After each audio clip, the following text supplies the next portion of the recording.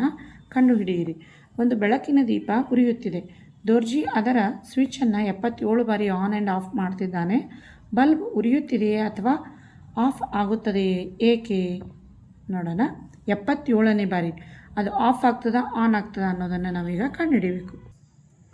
ನೋಡಿ, Dorji number ಬಟನನ್ನು on ಮಾಡಿದಾಗ first one of ಇರ್ತದೆ, ಸೆಕೆಂಡ್ ಆನ್ ಮಾಡ್ತಾನೆ, ಮತ್ತೆ ಆಫ್, ಮತ್ತೆ ಆನ್, ಆಫ್, ಆನ್, ಹೀಗೆ ಅದು ಆಫ್ ಆನ್ ಮಾಡಿದಾಗ ನೋಡಿ ಇಲ್ಲಿ ಒಂದನ್ನು ಗಮನಿಸಬೇಕು. ಏನಪ್ಪ ಅಂದ್ರೆ ಮೊದಲನೇ ಒಂದು ಸಂಖ್ಯೆ ಏನಾಗಿರ್ತದೆ?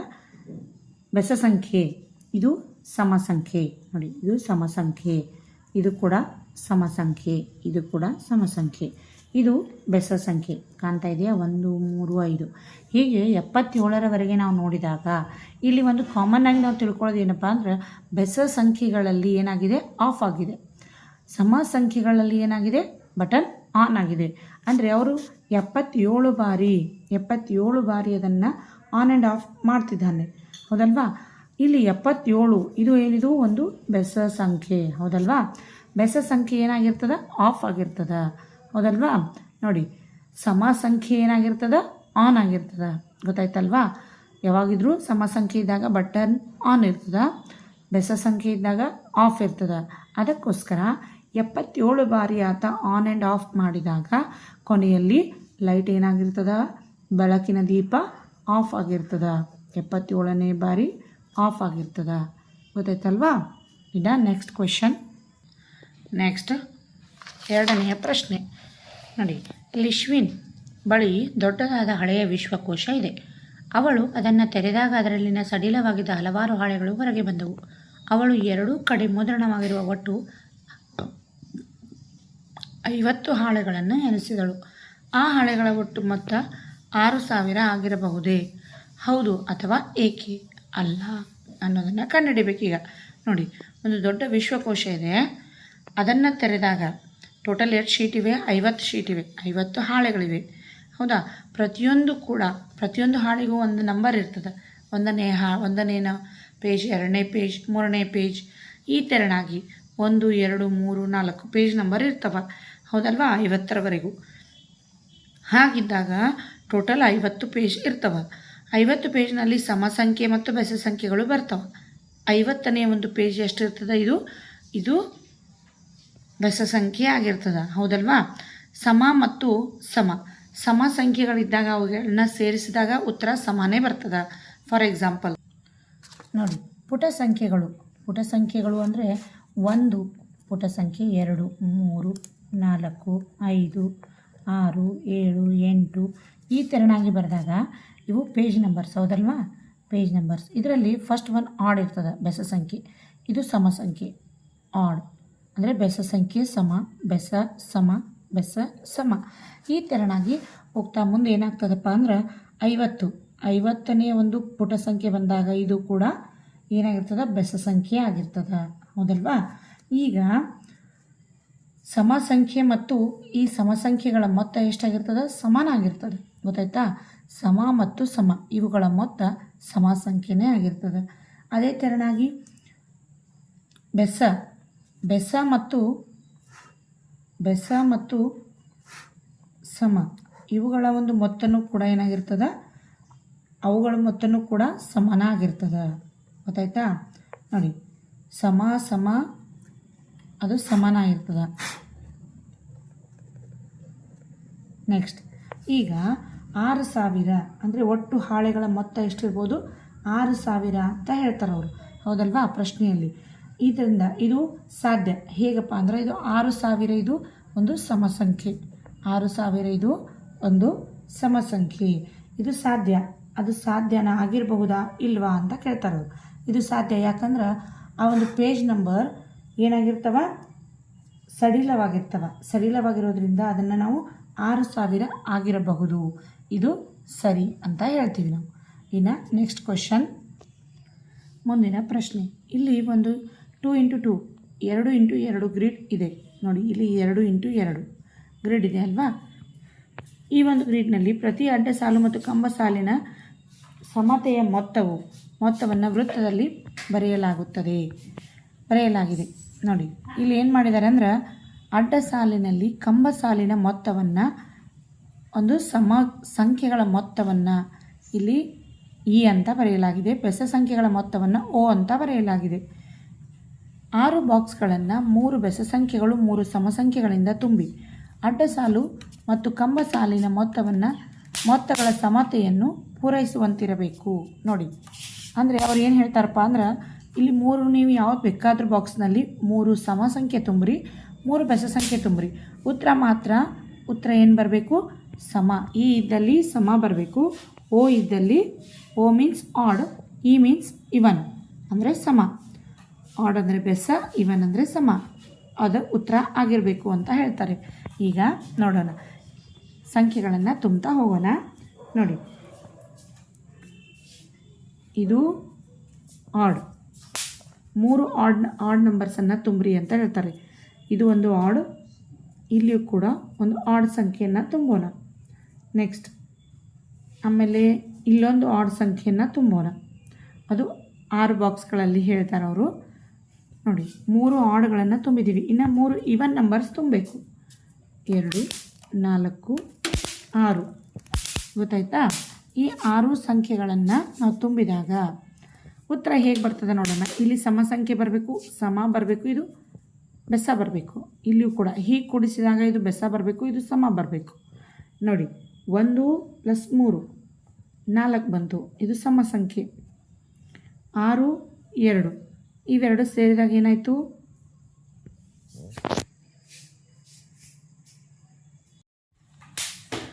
ನೋಡಿ, ಈ 2 ಸಂಖ್ಯೆಗಳ ಮೊತ್ತ ಇವು ಬೆಸ ಸಂಖ್ಯೆಗಳ ಮೊತ್ತ ಸಮ ಇದೆ, ಹೌದಲ್ವಾ?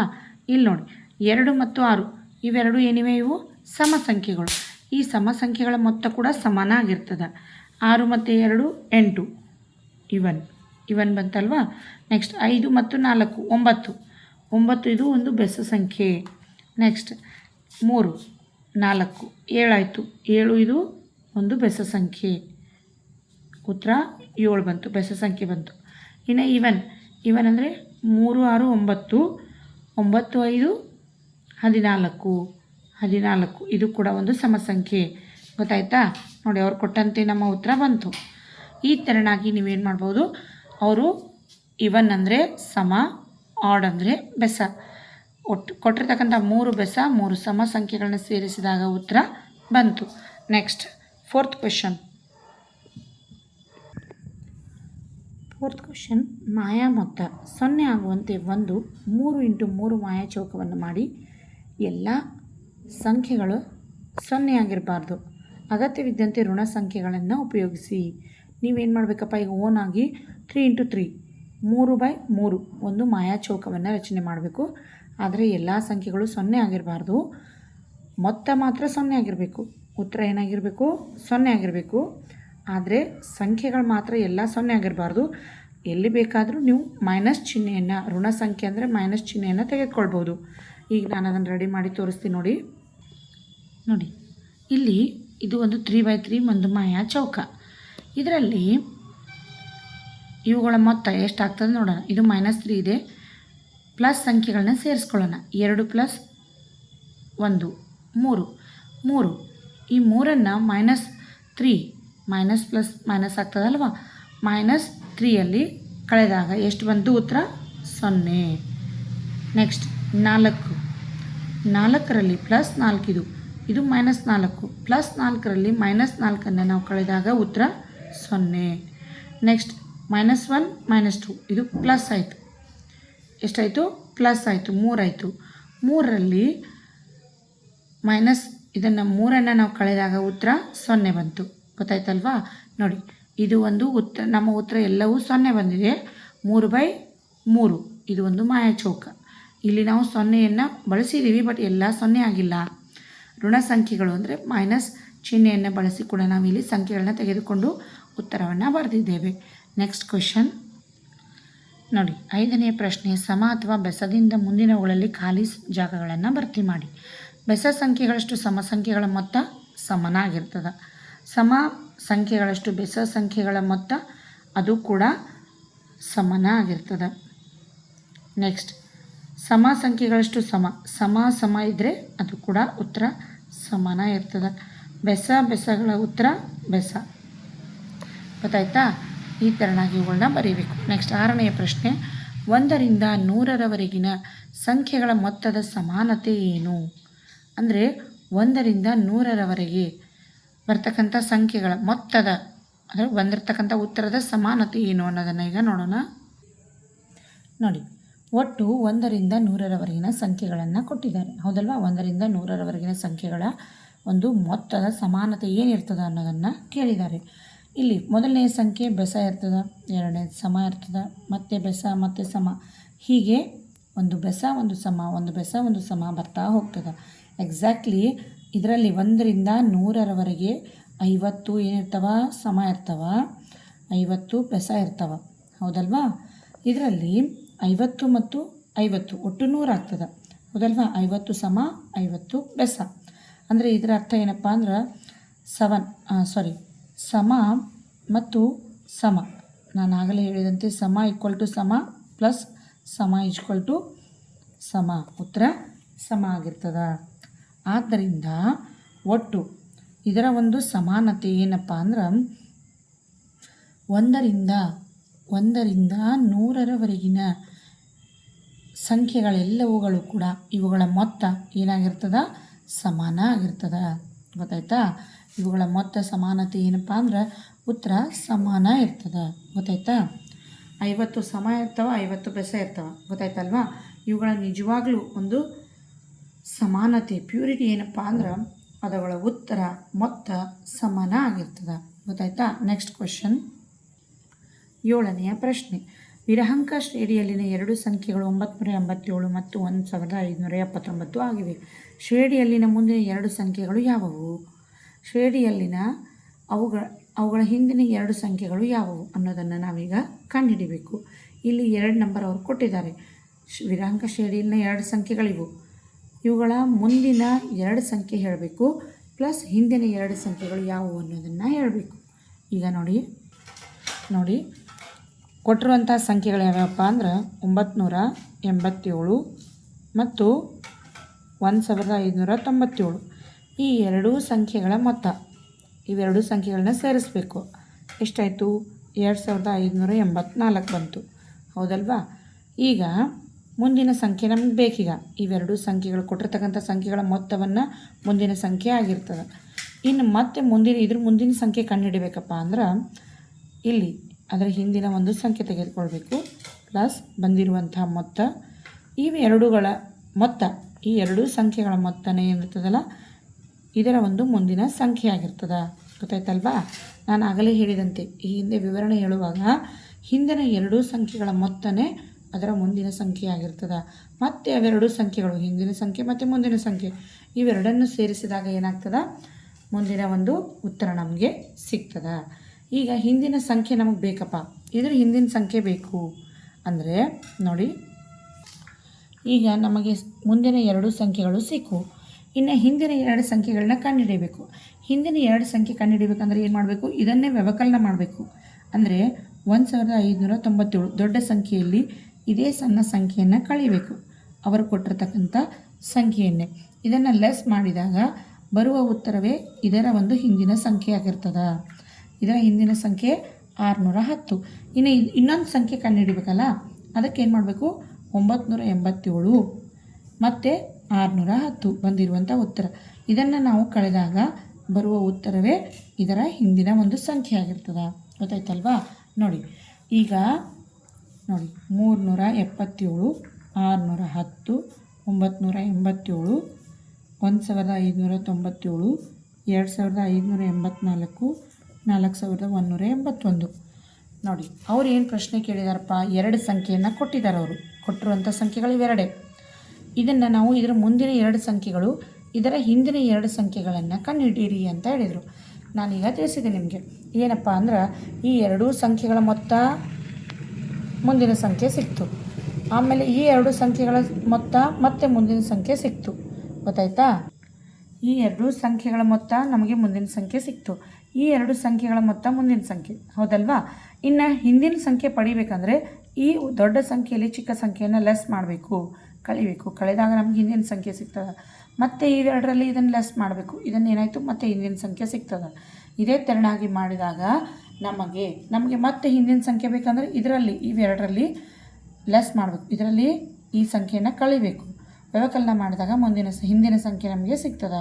ಗೊತ್ತಾಯ್ತಲ್ವ? ಈಗ ಈ ತೆರನಾಗಿ ಮಾಡಿದಾಗ ವಿರಹಾಂಕ ಶ್ರೇಣಿಯಲ್ಲಿನ 2 ಸಂಖ್ಯೆಗಳು ಮತ್ತು ಮುಂದಿನ 2 ಸಂಖ್ಯೆಗಳು ಶ್ರೇಣಿಯಲ್ಲಿನ ಹಿಂದಿನ 2 ಸಂಖ್ಯೆಗಳು ನಮಗೆ ಈಸಿಯಾಗಿ ನಾವು ಕಂಡುಹಿಡಿಯಬಹುದು. Next question. 8ನೆಯ ಪ್ರಶ್ನೆ. 8 ಮೆಟ್ಟಿಲುಗಳನ್ನು ಅಂಗಾನ್ ಹತ್ತಲು ಬಯಸುತ್ತಾನೆ. ಆಟದ ನಿಯಮವೆಂದರೆ ಅವನು ಒಮ್ಮೆಲೆ 1 ಮೆಟ್ಟಿಲು ಅಥವಾ 2 ಮೆಟ್ಟಿಲುಗಳನ್ನು ಹತ್ತಬೇಕು. ಉದಾಹರಣೆಗೆ ಅವನ ಒಂದು ಪಥ 1 2 2 1 2. ಅವನು ಎಷ್ಟು ವಿಧಗಳಲ್ಲಿ ತುದಿಯನ್ನು ತಲುಪಬಹುದು? ನೋಡಿ, ಇದರ ಉತ್ತರ ನೋಡಿ. ಇದರಲ್ಲಿ ಕಾಣುತ್ತಿರುವಂತೆ N8 ಅಂದರೆ ಡಿಫ್ರೆಂಟ್ ವೇಸ್. ನಂಬರ್ 25 ಅಂದರೆ 2s 1 + 1 + 1 + 1 1 1 ಅಂದರೆ 2s ಅನ್ನು ನಾವೇನು ಮಾಡ್ತೀವಿ, ನಂಬರ್ 25ಅನ್ನು ಒಂದು ವೇಯಲ್ಲಿ ಮಾತ್ರ ಹೀಗೆ ಬರಿತಾ ಹೋಗ್ತೀವಿ.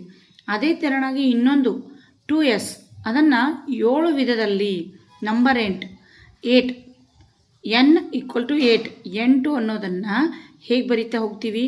7 ವಿಧಗಳಲ್ಲಿ 7 ಕ್ರಮಗಳಲ್ಲಿ ನಾವೇನು ಮಾಡ್ತೀವಿ, ಹೀಗೆ ಬರಿತಾ ಹೋಗ್ತೀವಿ. ಅದೇ ತೆರನಾಗಿ ಮುಂದಿನ ಸಂಖ್ಯೆಗಳನ್ನು ಕೂಡ ನಾವು ಬರಿತೀವಿ. ನೆಕ್ಸ್ಟ್ ನೋಡಿ, ಅದೇ ತೆರನಾಗಿ 2s ಅಂದರೆ ಅದೇ ತೆರನಾಗಿ 1 + 7 + 15 + 10 + 1 ಇವೆಲ್ಲವುಗಳನ್ನು ಸೇರಿಸಿದಾಗ 34 ಆಗುತ್ತದೆ. ಅಂದರೆ ಈ ಎಲ್ಲ ವಿಧಗಳಲ್ಲಿ ಕ್ರಮಗಳು ಗೊತ್ತಾಯ್ತಲ್ವಾ?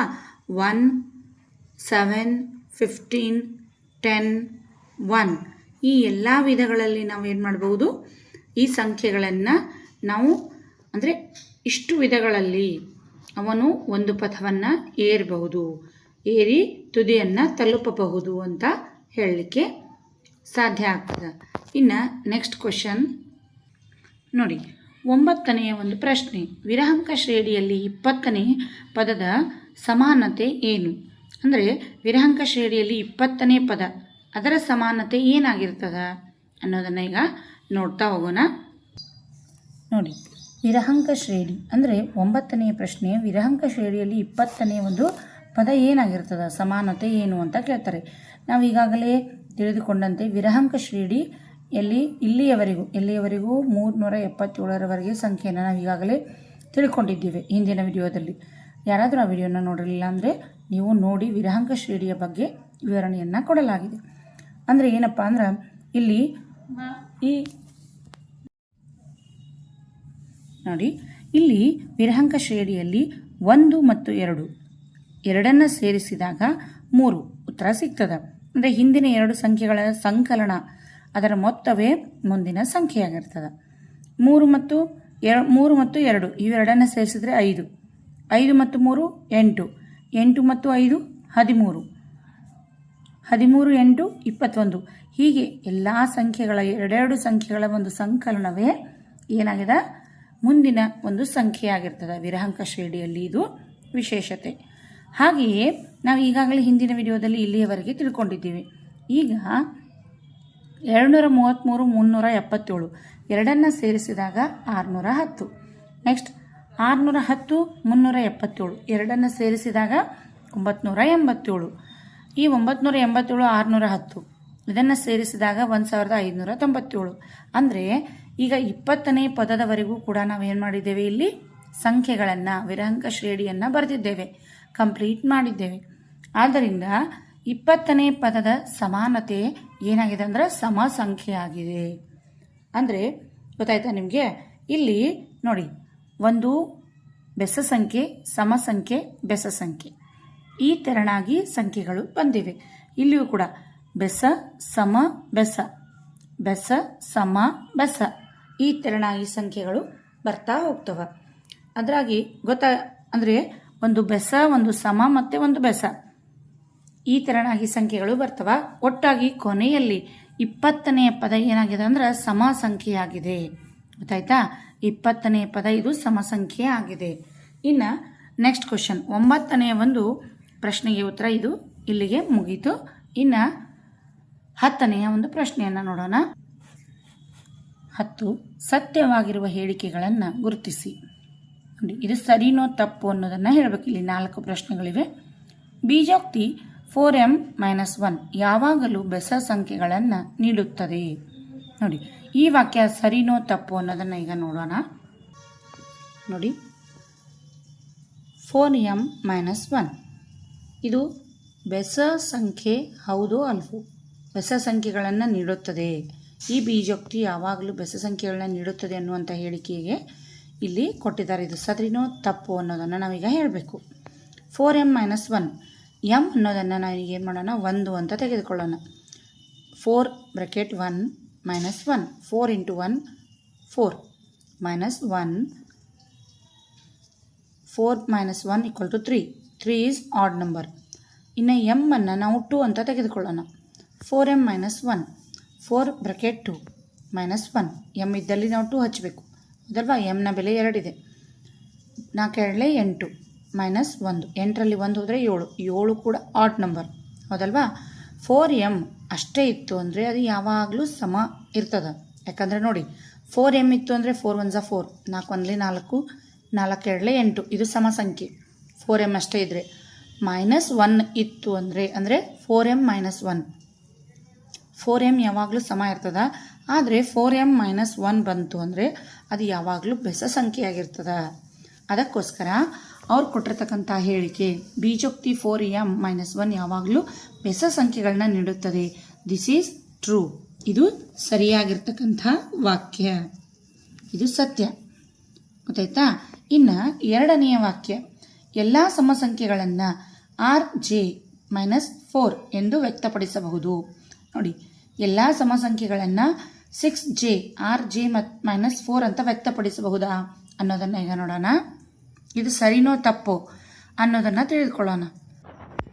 ನೋಡಿ, ಬಿ 6j-4 ಇದು ಯಾವಾಗಲೂ ಸಮ ಸಂಖ್ಯೆಗಳನ್ನು ವ್ಯಕ್ತಪಡಿಸುತ್ತದೆ ಅಂತ ಹೇಳ್ತಾರೆ. ನೋಡೋಣ ಈಗ. ಜೆ ಇದರ ಒಂದು ಬೆಲೆ 1 ಅಂತ ತೆಗೆದುಕೊಳ್ಳೋಣ. ಮೊದಲನೇದಾಗಿ 6j ಇದ್ದಲ್ಲಿ 1 ಹಚ್ತೀವಿ. -4 ಅಂದರೆ 6 1 6 -4 6ರಲ್ಲಿ 4 ಹೋದರೆ 2 ಇದು ಈವನ್ ನಂಬರ್ ಅಂದರೆ ಸಮ ಸಂಖ್ಯೆ. rj-4 ಜೆನ ಬೆಲೆ 2 ಅಂದರೆ 6 2 12 -4 12ರಲ್ಲಿ 4 ಹೋದರೆ 8 ಇದು ಕೂಡ ಸಮ ಸಂಖ್ಯೆ. ನೆಕ್ಸ್ಟ್ rj-4 ಅಂದರೆ ಜೆನ ಬೆಲೆಯಲ್ಲಿ 3 ತೆಗೆದುಕೊಂಡಿದ್ದೇವೆ. 6 3 18 -4 18ರಲ್ಲಿ 4 ಹೋದರೆ 14 ಇದು ಕೂಡ ಸಮ ಸಂಖ್ಯೆ. rj-4 ಜೆನ ಬೆಲೆ 4 6 4 ಇಲ್ಲಿ ಜೆನ ಬೆಲೆ 4 ಇಟ್ಟೋದ್ರಿಂದ 6 4 24 -4 20 ಇದು ಕೂಡ ಸಮ ಸಂಖ್ಯೆ. ಇಲ್ಲಿ ಎಲ್ಲವೂ ಉತ್ತರಗಳು ಸಮ ಸಂಖ್ಯೆ ಬಂದಿವೆ.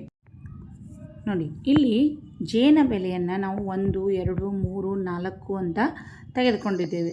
ನೀವು ಬೇರೆ ಬೇರೆ ಸಂಖ್ಯೆಗಳನ್ನು ಕೂಡ ತೆಗೆದುಕೊಂಡು ಇಲ್ಲಿ ನೋಡಬಹುದು. ನೀವು ನೋಡಿದಾಗ ಜೆ ಇದ್ದಲ್ಲಿ ಆ ಸಂಖ್ಯೆಯನ್ನು ನಾವು ತೆಗೆದುಕೊಂಡಿರ್ತಕ್ಕಂಥ ಜೆನ ಬೆಲೆ ಸಂಖ್ಯೆಯನ್ನಿಟ್ಟು ಗುಣಿಸಿ ಅದರಲ್ಲಿ -4 ಕಳೆದಾಗ ಬರುವಂಥ ಉತ್ತರ ಎಲ್ಲವೂ ಸಮ ಆಗಿದ್ದರೆ ಏನಾಗ್ತದೆ, ಅದು ಸಮ ಸಂಖ್ಯೆಗಳನ್ನು rj-4 ಎಂದು ನಾವು ವ್ಯಕ್ತಪಡಿಸಬಹುದು. ಇದು ಎಲ್ಲ ಸಮಯದಲ್ಲೂ ಸರಿ ಅನ್ನೋದನ್ನು ನಾವು ಎಲ್ಲ ಸಮ ಸಂಖ್ಯೆಗಳನ್ನು ಇಲ್ಲಿ ನಾವೇನು ಮಾಡ್ಬೋದು, rj-4 ಎಂದು ವ್ಯಕ್ತಪಡಿಸಬಹುದು. ಇದು ಸರಿ ಅಂತ ಹೇಳ್ತೀವಿ. ಇನ್ನು ನೆಕ್ಸ್ಟ್ ಸಿ ಕ್ವಶನ್ 3ನೆಯ ಪ್ರಶ್ನೆ.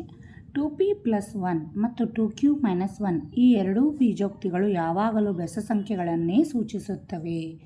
ಈ ಹೇಳಿಕೆ ಸರಿನೋ ತಪ್ಪು? ನೋಡಿ, 2p+1 ಮತ್ತು 2q-1 ಈ ಎರಡೂ ಬೀಜೋಕ್ತಿಗಳನ್ನು ಈಗ ಬಿಡಿಸ್ತಾ ಹೋಗೋಣ. ನೋಡಿ 2p+1 and 2q-1 if p ಒಂದು ವೇಳೆ p ಅನ್ನೋದ್ರ ಬೆಲೆ 1 ಇತ್ತಂದ್ರೆ ಎಷ್ಟು ಬರ್ತದೆ? 2 1 2 ಅಂದರೆ p ಇದ್ದಲ್ಲಿ 1 ನಾವು ಅಲ್ಲಿ ಬೆಲೆಯನ್ನು ಬರೆದು 2 1 2 +1 3 ಅಂದರೆ 2 1 3 ಆಡ್ ನಂಬರ್ ಬಂತು, ಅಂದರೆ ಬೆಸ ಸಂಖ್ಯೆ ಬಂತು. ನೆಕ್ಸ್ಟ್ ಮತ್ತೆ ಅದೇ ಬೆಲೆಯನ್ನು ಪಿ ಎ 2 ಅಂತ ನಾವು ಬರ್ಕೊಳ್ಳೋಣ. ಬೆಲೆಯನ್ನು 2 ಬರ್ಕೊಂಡಾಗಲೂ ಕೂಡ ಉತ್ತರ ಬೆಸ ಸಂಖ್ಯೆನೇ ಬರ್ತದೆ. ಪಿ 3 ಅಂತ ಬರ್ಕೊಂಡಾಗಲೂ ಕೂಡ ಉತ್ತರ ಬೆಸ ಸಂಖ್ಯೆನೇ ಬರ್ತದೆ. ಅದೇ ಥರನಾಗಿ 2q - 1 ಕ್ಯೂನ ಬೆಲೆ 1 2 3 ನೋಡಿ. 2qನ ಬೆಲೆನೂ ಕೂಡ 1 2 3 ಅಂತ ಬರ್ಕೊಂಡಾಗಲೂ ಕೂಡ ಇಲ್ಲಿ ಮೈನಸ್ ಮಾಡ್ತೀವಿ, ಇಲ್ಲಿ ಪ್ಲಸ್ ಮಾಡ್ತೀವಿ, ಆದರೂ ಕೂಡ ಉತ್ತರ ಏನಾಗ್ತದೆ ಬೆಸ ಸಂಖ್ಯೆನೇ ಬಂದಿರ್ತದೆ. ಅದಕ್ಕೋಸ್ಕರ ಈ ಹೇಳಿಕೆ ಸರಿಯಾದ ಹೇಳಿಕೆಯಾಗಿದೆ. ಅವ್ರು ಏನು ಹೇಳಿದಾರಪ್ಪ ಹೇಳಿಕೆ ಅಂದ್ರೆ ನೋಡಿ, 2q ಮತ್ತು 2q + 1 2p + 1 2q - 1 ಈ ಎರಡೂ ಬೀಜೋಕ್ತಿಗಳು ಯಾವಾಗಲೂ ಬೆಸ ಸಂಖ್ಯೆಗಳನ್ನೇ ಸೂಚಿಸುತ್ತವೆ. ಇದು ಸರಿಯಾದ ಹೇಳಿಕೆ. ಇನ್ನು 4ನೇದು ಬೀಜೋಕ್ತಿ 2f + 3 ಸಮ ಮತ್ತು ಬೆಸ ಸಂಖ್ಯೆಗಳೆರಡನ್ನೂ ನೀಡುತ್ತದೆ. ನೋಡಿ 2f + 3 ಇದೆ ಅಲ್ವಾ, ಇದು ಸಮ ಮತ್ತು ಬೆಸ ಎರಡನ್ನೂ ನೀಡ್ತತಿ ಅಂತ ಹೇಳ್ತಾರೆ. ನೋಡೋಣ. ನೋಡಿ ಡಿ 2f + 3 ಅಂದರೆ ಇದು ಯಾವಾಗಲೂ ಸಮ ಮತ್ತು ಬೆಸ ಸಂಖ್ಯೆಗಳೆರಡನ್ನೂ ನೀಡುತ್ತದೆ ಅಂತ ಹೇಳ್ತಾರೆ. ನೋಡಿ, ಆದರೆ ಎಫ್ನ ಬೆಲೆಯನ್ನು ನಾವು 1 2 3 ಅಂತ ತೆಗೆದುಕೊಂಡಾಗಲೂ ಕೂಡ ಎಫ್ನ ಬೆಲೆ ಬೇರೆ ಬೇರೆ ಬರೆದಾಗಲೂ ಕೂಡ ಉತ್ತರ ಬೆಸ ಸಂಖ್ಯೆ ಮಾತ್ರ ಆಗಿರ್ತದೆ. ಸಮ ಮತ್ತು ಬೆಸ ಎರಡನ್ನೂ ಅದು ನೀಡೋದಿಲ್ಲ. ಇದು ಈ ಹೇಳಿಕೆ 2f ಅಂತ ಮಾತ್ರ ಇದ್ದಾಗ ಏನಾಗ್ತದೆ, ಅದು ಸಮ ಇರ್ತದೆ, ಉತ್ತರ ಸಮ ಬರ್ತದೆ. ಆದರೆ ಅದಕ್ಕೆ ಯಾವಾಗ ನಾವು 3 ಸೇರಿಸ್ತೀವಿ ನೋಡಿ, ಆಗ ಅದು ಏನಾಗ್ತದೆ ಬೆಸ ಸಂಖ್ಯೆ ಆಗ್ತದೆ. ನೋಡಿ ಇಲ್ಲಿ ಗೊತ್ತಾಗ್ತಲ್ವಾ, ಇದು 2f ಅಂದರೆ 2fನ ಬೆಲೆ ಮೊದಲಿಗೆ ಬಂದಿದೆ ಅಲ್ವಾ, ಇಲ್ಲಿ 2 4 6 2 4 6 ಈ 3 ಏನಿವು ಸಮಸಂಖ್ಯೆಗಳು ಹೌದಲ್ವಾ, 3 ಸಮಸಂಖ್ಯೆಗಳು. ಆದರೆ ಯಾವಾಗ ಅದಕ್ಕೆ ನಾವು 3 ಸೇರಿಸ್ತೀವಿ ಆಗ ಅದು ಬೆಸ ಸಂಖ್ಯೆ ಆಗ್ತದೆ. ಗೊತ್ತಾಯ್ತಲ್ವಾ. ಅದಕ್ಕೋಸ್ಕರ ಬೀಜೋಕ್ತಿ 2f + 3 ಸಮ ಮತ್ತು ಬೆಸ ಸಂಖ್ಯೆಗಳೆರಡನ್ನೂ ಕೂಡ ಅದು ನೀಡ್ತದೆ. ಇದು ಈ ವಾಕ್ಯ ತಪ್ಪು. ಗೊತ್ತಾಯ್ತಲ್ವಾ ನಿಮಗೆ. ಓನ್ಲಿ ಅದು ಬೆಸ ಸಂಖ್ಯೆಗಳನ್ನ ಮಾತ್ರ ನೀಡ್ತದೆ. 2f ಅಷ್ಟೇ ಇತ್ತು ಅಂತ ತಿಳ್ಕೊಳ್ಳಿ, ಅದು ಸಮ ಇರ್ತದೆ. ಯಾವಾಗ ಅದಕ್ಕೆ 3 ಆ್ಯಡ್ ಆಗ್ತದಲ್ಲ ಪ್ಲಸ್, ಆಗ ಅದು ಬೆಸ ಸಂಖ್ಯೆಗಳನ್ನು ನೀಡ್ತದೆ. ಇಲ್ಲಿ ಅವರು ಪೂರ್ತಿ ಒಂದು ಬೀಜೋಕ್ತಿ ಕೊಟ್ಟಿದ್ದಾರೆ 2f + 3, ಅದಕ್ಕೋಸ್ಕರ ಇದು ಸಮವನ್ನು ಕೊಡೋದಿಲ್ಲ, ಇದು ಬೆಸ ಸಂಖ್ಯೆಗಳನ್ನ ಮಾತ್ರ ಕೊಡ್ತದೆ. ಅದಕ್ಕೋಸ್ಕರ ಈ ಹೇಳಿಕೆ ತಪ್ಪು. ಸರಿನಾ, ಗೊತ್ತಾಯ್ತಾ. ಈಗ ಈ ಒಂದು 10ನೇ ಪ್ರಶ್ನೆಯಲ್ಲಿ ಬಂದಿರತಕ್ಕಂಥ 4 ಹೇಳಿಕೆಗಳು ಯಾವ್ಯಾವ ಸರಿ ಯಾವ್ಯಾವ ತಪ್ಪು ಅನ್ನೋದನ್ನು ವಿವರಣೆ ಸಮೇತ ನಾವೀಗೇನು ಮಾಡಿದ್ದೇವೆ ತಿಳ್ಕೊಂಡಿವಿ. ಇನ್ನು ಲಾಸ್ಟ್ ಕ್ವೆಶ್ಚನ್ 11ನೇ ಪ್ರಶ್ನೆ, ಮುಂದಿನ ಗುಪ್ತಲಿಪಿಯನ್ನು ಬಿಡಿಸಿ. ಇಲ್ಲಿ ಕೊಟ್ಟಿರ್ತಕ್ಕಂಥ ಒಂದು ಅಲ್ಫಾಬೆಟ್ ಕೊಟ್ಟಿದ್ದಾರೆ, ಇದರ ಒಂದು ಸಂಖ್ಯೆಗಳು ಯಾವುವು, ಉತ್ತರ ಎಷ್ಟು ಅನ್ನೋದನ್ನು ಈಗ ತಿಳ್ಕೊಳ್ಳೋಣ. ನೋಡಿ ಇಲ್ಲಿ ಟಿ ಎಷ್ಟು ಸಲ ಬಂದಿದೆ ನಿಮಗೆ ಕಾಣಿಸ್ತಾ ಇದೆ, ಟಿ ಟಿ ಟಿ ಟಿ 4 ಸಲ ಟಿ ಅನ್ನೋ ಅಕ್ಷರ ಬಂದಿದೆ. ಟಿ ಎಷ್ಟು ಸಲ ಇದೆ, 4 ಸಲ ಟಿ ಇದೆ. 1 2 3 4. ಎ 2 ಸಲ ಇದೆ ಹೌದಲ್ವಾ. ನೋಡಿ ಟಿ, ಈಗ ಟೀನ ಬೆಲೆ ನಾನು ಎಷ್ಟು ಅನ್ಕೋತೀನಿಯಪ್ಪ ಅಂದ್ರೆ ಟೀನ ಬೆಲೆ 1 ಹೌದಾ, ಟೀನ ಬೆಲೆ 1. ನೋಡಿ ಈಗ ನಾನಿಲ್ಲಿ ಬರಿತೀನಿ, ಟಿ ಎಲ್ಲೆಲ್ಲಿದೆ ಅಲ್ಲೆಲ್ಲ 1 ಅಂತ ಬರಿತೀನಿ. ನೋಡಿ ಕೆಳಗಡೆ 2 ಕಡೆ ಇದೆ ಟಿ ಹೌದಲ್ವಾ. ಇನ್ನು ಏನ ಬೆಲೆ ನಾನಿಲ್ಲಿ ಏನು ತಿಳ್ಕೊತೀನಪ್ಪ, ಏನ ಬೆಲೆ 0, ಏನ ಬೆಲೆ 0 ಅಂತ ತಿಳ್ಕೊತೀನಿ. ಎ ಎಲ್ಲಿದೆ, ಇಲ್ಲಿದೆ, ಕೆಳಗಡೆ ಇದೆ ಹೌದಲ್ವಾ. 0 ಅಂದರೆ 1ಕ್ಕೆ 1 ಬಂತು, ಇಲ್ಲಿ 10 ಅಂದರೆ 3 ಅಕ್ಷರ ಬಂದಿದೆ. ಟಿ ಟಿ 1 1 ಅಂತ ಬರೆದಿದ್ದೇವೆ. ಇಲ್ಲಿ 10 ಬರಬೇಕಂದ್ರೆ ಇಲ್ಲಿ 1 ಅಂತ ಇದೆ, ಇದರ ಮೇಲೆ ಯು ಇದೆ ಹೌದಲ್ವಾ. ಯುನ ಬೆಲೆ 10 ಆಗಬೇಕಂದ್ರೆ ಇಲ್ಲಿ 1 ಇದ್ದರೆ ಇಲ್ಲಿ ಎಷ್ಟು ಬರಿಬೇಕು, 10 ಆಗಬೇಕಂದ್ರೆ ಇಲ್ಲಿ 9 ಹೌದಲ್ವಾ. 9 1 10 ಅಂದರೆ ಯುನ ಬೆಲೆ 9. ಗೊತ್ತಾಯ್ತಲ್ವಾ. ಈ ತೆರನಾಗಿ ನಾವೇನು ಮಾಡ್ಬೋದು, ಕೊಟ್ಟಿರ್ತಕ್ಕಂಥ ಒಂದು ಗುಪ್ತಲಿಪಿಯನ್ನು ನಾವೇ ಅಂದಾಜು ಮಾಡಿ ಗೊತ್ತಾಗ್ತದಲ್ವಾ. ಇಲ್ಲಿ ನೋಡಿ ಅಂದಾಜು ಮಾಡಿ ಈ ಸಂಖ್ಯೆಯನ್ನು ನಾವು ಏನು ಕೊಟ್ಟರೆ ಇಲ್ಲಿ ಕರೆಕ್ಟಾಗಿ ಉತ್ತರ ಸಿಗ್ತದ ಅನ್ನೋದನ್ನು ನಾವು ಇಲ್ಲಿ ಗೆಸ್ ಮಾಡಿ ಬರಿಬಹುದು. ನಮ್ಮ ಉತ್ತರ ಈಗ ಸರಿ ಆಯ್ತಲ್ವಾ. 1ಕ್ಕೆ 1 9 1 10. ಎ ಇದ್ದಲ್ಲಿ ಏನ ಬೆಲೆ ಬಂದಿದೆ ಹೌದಲ್ವಾ. ಮತ್ತು ಯು ಒಂದೇ ಇರೋದ್ರಿಂದ ಅದು ಒಂದೇ ಸಂಖ್ಯೆಯನ್ನು ನಾವು ಬೇರೆ ತೆಗೆದುಕೊಂಡಿದ್ದೇವೆ. ಗೊತ್ತಾಯ್ತಾ. ಈಗ ಇದುವರೆಗೂ ನಾವೇನು ಮಾಡಿದ್ದೀವಿ, ಒಟ್ಟು 11 ಪ್ರಶ್ನೆಗಳಿಗೆ ಉತ್ತರಗಳನ್ನು ತಿಳಿದುಕೊಂಡಿದ್ದೇವೆ. ಇದುವರೆಗೂ ನಾವು ಪುಟ ಸಂಖ್ಯೆ 163ರಿಂದ ನೋಡಿ, ಇಲ್ಲಿ 163ರಲ್ಲಿರ್ತಕ್ಕಂಥ ಕಂಡುಹಿಡಿಯಿರಿ 1ರಿಂದ 11 ಪ್ರಶ್ನೆಗಳಿಗೆ ಉತ್ತರಗಳನ್ನು ಸಂಪೂರ್ಣವಾಗಿ ಎಲ್ಲ ಪ್ರಶ್ನೆಗಳಿಗೆ ಉತ್ತರಗಳನ್ನು ಸವಿವರವಾಗಿ ಉದಾಹರಣೆ ಸಮೇತ ಸವಿವರವಾಗಿ ತಿಳಿದುಕೊಂಡಿದ್ದೇವೆ. ಈಗಾಗಲೇ ಹಿಂದಿನ ವಿಡಿಯೋದಲ್ಲಿ ಎಲ್ಲ ವಿವರಣೆಯನ್ನು ಕೂಡ ನಾವು ಅರ್ಥೈಸಿಕೊಂಡಿದ್ದೇವೆ. ಅವುಗಳ ಆಧಾರದ ಮೇಲೇ ಈಗ ಕಂಡುಹಿಡಿಯಿರಿ ಪ್ರಶ್ನೆಗಳಿಗೆ ಉತ್ತರಗಳನ್ನು ಕೂಡ ತಿಳಿದುಕೊಂಡಿದ್ದೇವೆ. ಎಲ್ಲರೂ ಕೂಡ ಪೂರ್ತಿ ವಿಡಿಯೋವನ್ನು ನೋಡಿ ಪ್ರಶ್ನೆಗಳಿಗೆ ಉತ್ತರಗಳನ್ನು ತಿಳಿದುಕೊಳ್ಳಿ, ವಿವರಣೆಯನ್ನು ಅರ್ಥೈಸಿಕೊಳ್ಳಿ. ವಿವರಣೆಯನ್ನು ನೀವು ಸಂಪೂರ್ಣವಾಗಿ ಅರ್ಥ ಮಾಡಿಕೊಂಡ್ರೆ ಅವರು ಯಾವುದೇ ರೀತಿಯ ಪ್ರಶ್ನೆಗಳನ್ನು ಕೇಳಿದರೂ ಕೂಡ ನೀವು ಉತ್ತರವನ್ನು ಬರಿಬಹುದು. ಸರಿನಾ ಮಕ್ಕಳೇ? ಇಲ್ಲಿಗೆ ಸಂಖ್ಯಾ ಆಟ ಈ ಒಂದು ಪಾಠ ಸಂಪೂರ್ಣವಾಗಿ ಮುಕ್ತಾಯವಾಯಿತು. ಪುಟ ಸಂಖ್ಯೆ 63, 163, 164, 165ರವರೆಗೆ ಇವತ್ತಿನ ಈ ವಿಡಿಯೋದಲ್ಲಿ ನಾವು ತಿಳಿದುಕೊಂಡಿದ್ದೇವೆ. ಈ ವಿಡಿಯೋ ನಿಮಗೆ ಲೈಕ್ ಆಗಿದ್ದರೆ ಲೈಕ್ ಮಾಡಿ, ಕಮೆಂಟ್ ಮಾಡಿ, ನಮ್ಮ ವಿಡಿಯೋಗಳನ್ನು ಹೆಚ್ಚು ಹೆಚ್ಚು ಶೇರ್ ಮಾಡಿ. ಯಾರಾದರೂ ಇದೇ ಮೊದಲ ಬಾರಿಗೆ ನಮ್ಮ ಚಾನಲ್ನ ನೋಡ್ತಾ ಇದ್ದರೆ ಪ್ಲೀಸ್ ನಮ್ಮ ಚಾನಲ್ನ ಸಬ್ಸ್ಕ್ರೈಬ್ ಮಾಡಿ, ಪಕ್ಕದಲ್ಲಿರ್ತಕ್ಕಂತಹ ಬೆಲ್ ಬಟನ್ ಪ್ರೆಸ್ ಮಾಡಿ. ಯಾಕಂದರೆ ನಾವು ಮಾಡುವಂತಹ ಪ್ರತಿಯೊಂದು ವಿಡಿಯೋಗಳ ನೋಟಿಫಿಕೇಷನ್ ನಿಮಗೆ ಬೇಗನೆ ತಲುಪುತ್ತದೆ. ಸರಿನಾ? ನಿಮ್ಮ ಒಂದು ಕಮೆಂಟ್, ಲೈಕ್ ನಮಗೆ ತುಂಬ ಪ್ರೋತ್ಸಾಹದಾಯಕವಾಗಿರ್ತದೆ. ಎಲ್ಲರಿಗೂ ಧನ್ಯವಾದಗಳು.